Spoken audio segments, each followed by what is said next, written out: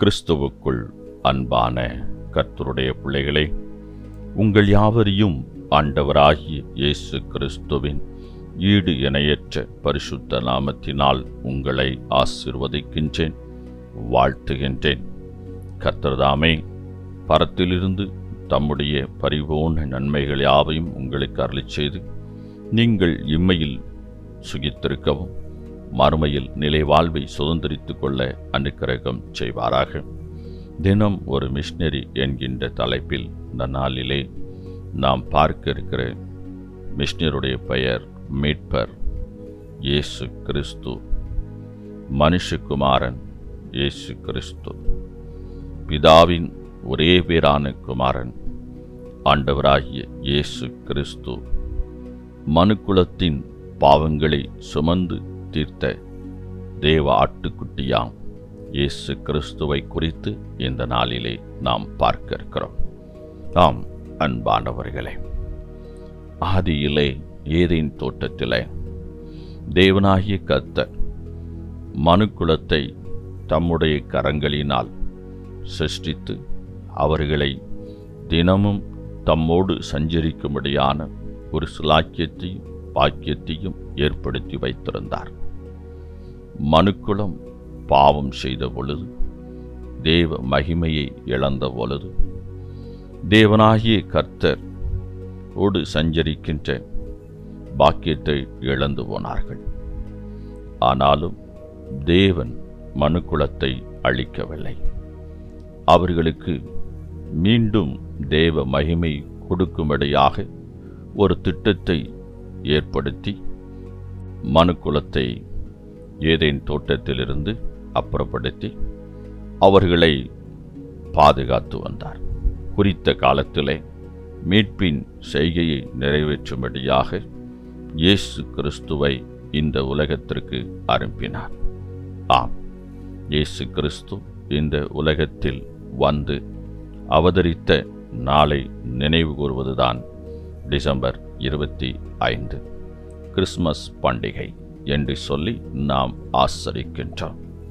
ஆம், இயேசு கிறிஸ்து விண்ணுலகை விட்டு இந்த மண்ணுலகுக்கு வந்து மனுக்குலம் பாவத்தில் அழிந்து நரகத்துக்கு போகாதபடிக்கு அவர்கள் பாவ மன்னிப்பின் நிச்சயத்தை பெற்று நித்திய வாழ்வுக்குள் பிரவேசிக்கும்படியான பாக்கியத்தை ஸ்லாக்கியத்தை ஏற்படுத்தும்படி இந்த உலகுக்கு வந்தார்.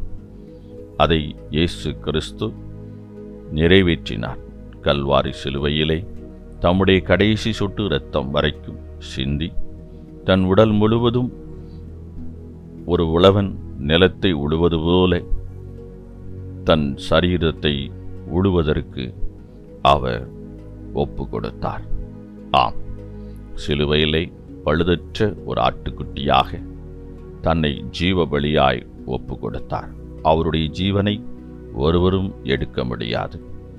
அவரே தன் ஜீவனை கொடுத்தார்.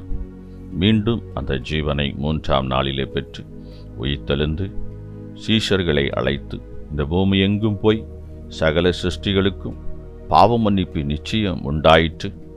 நீங்கள் இனி பாவிகள் அல்ல. என்னை விசுவாசித்தால், என்னை நோக்கி பார்த்தால் பாவ மன்னிப்பு நிச்சயத்தை நீங்கள் பெற்றுக்கொள்ள முடியும், நித்திய வாழ்வை சுதந்திரித்துக் கொள்ள முடியும் என்கின்ற செய்தியை உலகமெங்கும் சொல்லுங்கள் என்று சொல்லிவிட்டு அவர் பரமேறி பிதாவின் வலது வருஷத்தில் போய் அமர்ந்து இன்றும் உங்களுக்காக எனக்காக பரிந்து பேசிக் கொண்டிருக்கின்றார். அதேதான் வேதாகமம் சொல்லுகிறது. பயப்படாதிருங்கள், இதோ எல்லா ஜனத்துக்கும் மிகுந்த சந்தோஷத்தை உண்டாக்கும் நற்செய்தியை உங்களுக்கு அறிவிக்கிறேன்.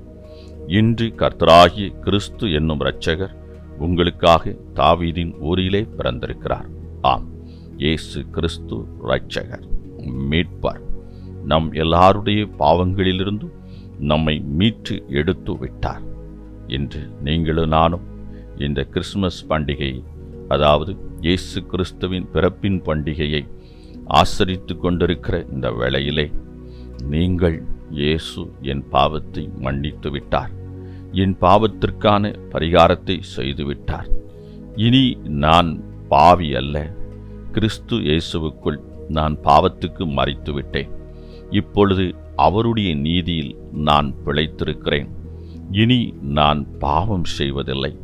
வேதாகமம் வாசிக்கின்ற பொழுது, வேத வார்த்தைகளை கேட்கின்ற பொழுது, தேவனாகிய கர்த்தர் எனக்கு உணர்த்தின என்னுடைய பாவங்களையெல்லாம் நான் அறிக்கை செய்துவிட்டேன். இனி நான் அந்த பாவங்களை செய்ய மாட்டேன் என்று உறுதி பூண்டு அவருடைய அடிச்சுவடுகளில் நாம் நடக்கும் பொழுது இந்த பூவுலக வாழ்க்கை நமக்கு சமாதானம், சந்தோஷம், மன அமைதி, பூரண வாழ்க்கையாக அமைகிறது. ஆம், பயமில்லாத ஒரு வாழ்வை இயேசு கிறிஸ்து இந்த உலகத்திலும் நமக்கு தந்து மறுமையில் நித்தியத்திற்குள் பிரவேசிக்கிற பாக்கியத்தையும் கொடுக்கின்றார். இந்த நற்செய்தியை நாமும் சுதந்திரித்துக் கொள்வோம். பிறரும் சுதந்திரித்துக் கொள்வதற்கு சுவிசேஷ பணிக்கு நம்மை அர்ப்பணிப்போம். நம்மால் இயன்ற காணிக்கைகளை கொடுப்போம். சுவிசேஷ பணிக்காக ஊக்கமாக பாரத்தோடு செவிப்போம். கர்த்தர்தாமே இந்த நாளில் உங்களை ஆசீர்வதிப்பாராக. இயேசு கிறிஸ்துவின் பிறப்பின் பண்டிகையின் சந்தோஷம், சமாதானம் என்றென்றும் உங்கள் வாழ்வில் நிலைத்திருப்பதாக. இந்த நாளின் தியானத்துக்குரிய வேத பகுதி யோபு 34 அதிகாரம், சகரியா 10 அதிகாரம், வெளிப்படுத்தல் 10-11 அதிகாரங்கள்.